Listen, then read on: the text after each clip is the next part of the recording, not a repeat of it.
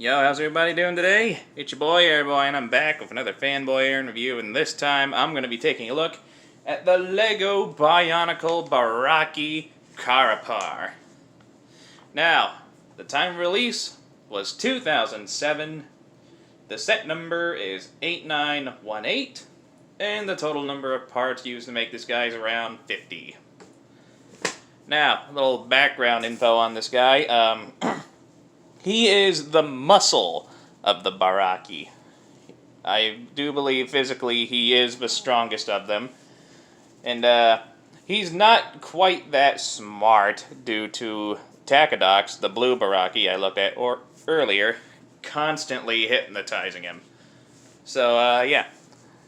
The ocean creature he's based off of is a crab. And, yeah, I think they pretty much nailed that aesthetic.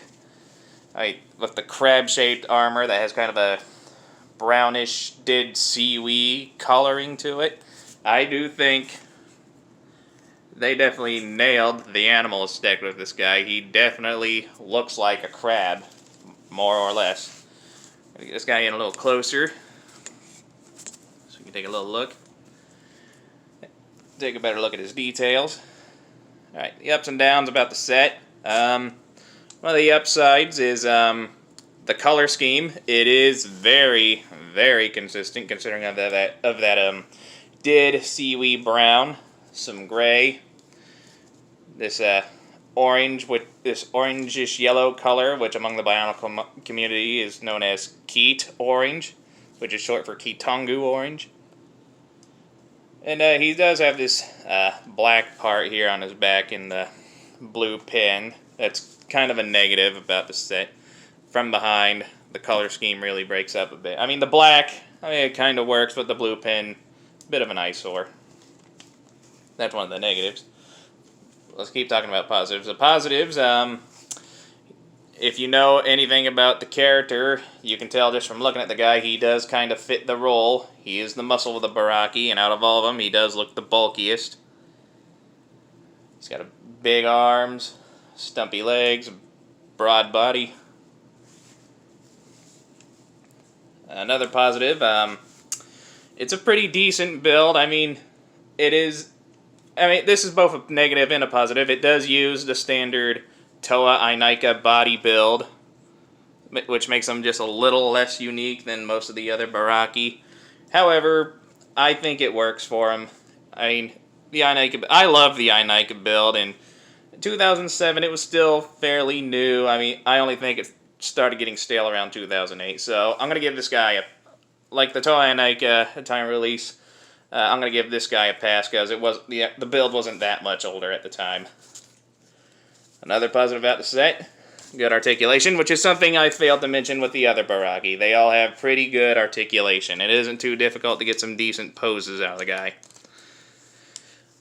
Another positive about the set, actually, I'm going to cover one more of the main negatives I can figure out. He is a little gappy in some areas, like on the inside of his arms, due to the way it's built.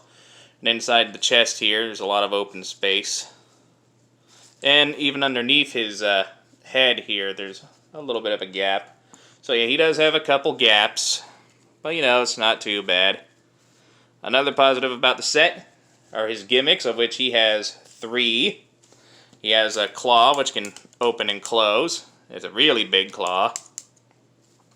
Now, some could argue that the color of his weapons, his jaws, and his weapon kind of break up the color scheme. That's the case with most of the Barraki. The silver parts messing with the color scheme. The only member that doesn't affect is Mantax, but, no biggie. Anyway, second gimmick, closing jaws. Third gimmick, squid launcher. Now, again, not my favorite launcher from the Bionicle line, but it's a gimmick and I gotta show it off anyway. You just load up your squid,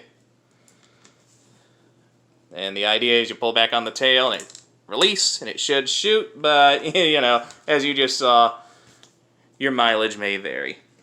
Personally, I hate this weapon, but it is a part of the set. It is a part of all the Barraki sets, so I have to mention it, I have to include it.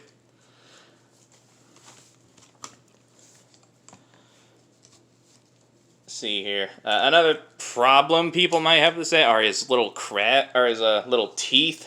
They're the only white parts on them, so they could be a bit of a eyesore for the color scheme. But you know, I don't mind it personally. But it's a thing that people might have a problem with. Let's see, what else? Try to last at least 10 minutes. One of the main positives about the set is, to my understanding, these armor pieces are pretty popular among the community, and he is one of the first few sets to have these pieces, so... And you get a lot to work with. You get these four of these weird little armor pieces, and that one of these breastplates. I mean, Mantax comes with 2 of them, but, you know, they're in black, these are brown. Let's see, what else? Again, he does fit the crab motif. I don't know specifically what kind of crab, but he definitely looks like a crab. I mean, the top of his head here kind of looks like a rigid crab shell when you look at it closely. You can kind of see that. Yeah, these reviews are getting a lot shorter. I don't have much to say about them. I pretty much covered everything, I think. All the problems, the good things, the bad. Carapar, to my understanding, is one of the least liked Barraki sets, just due to the fact he uses the Bionicle torso. I don't see the problem. Me personally, I think he looks good. He is one of my favorite members of the Barraki. Is it perfect? No, not by a long shot. Is he my top favorite? No, but he still is one of my favorites. And I think he looks good regardless. Alright, let's go ahead and get some comparisons out of the way. I think I pretty much covered everything I could in this review. Camera to focus. Alright, just so you know, he compares with a slightly older Bionicle set. Here he is with the brown Barraki 2003. As you can see, he stands about the same height as a Barraki. Here he is with the brown villain from the year prior, the Barraki Avak, right here. Oop. As you can see, due to his shorter leg design, he's actually he does kind of stand about head to head to Avak.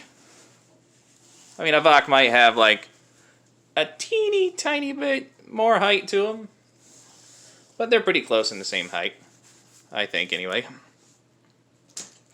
And just so you know how he compares to a more recent Bionicle set, here he is with Pohatu from 2015. I made some modifications to mine. I think if I didn't make the modifications, I think he probably would have been a hair shorter than Carapar.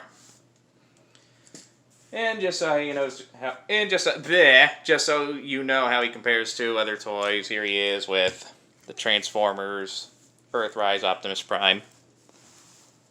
And yeah, he's a bit bigger than a Voyager scale Transformer. Alright, I think I pretty much covered everything about this guy. I know I didn't say that much, but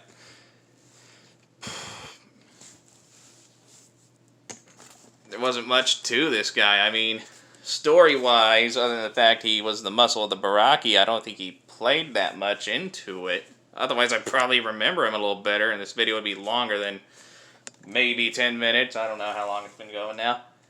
Anyway, he stands at a whopping, how tall is he? Little under 8 inches. Oop.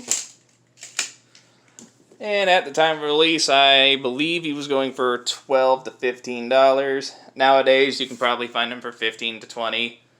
Now, is he worth that price, and do I recommend picking him up today? I do. I do indeed. Granted, he is not one of the best Barraki sets, but he is definitely far from the worst, and I do highly recommend picking up this guy. He is a very neat set. Interesting color scheme, decent articulation,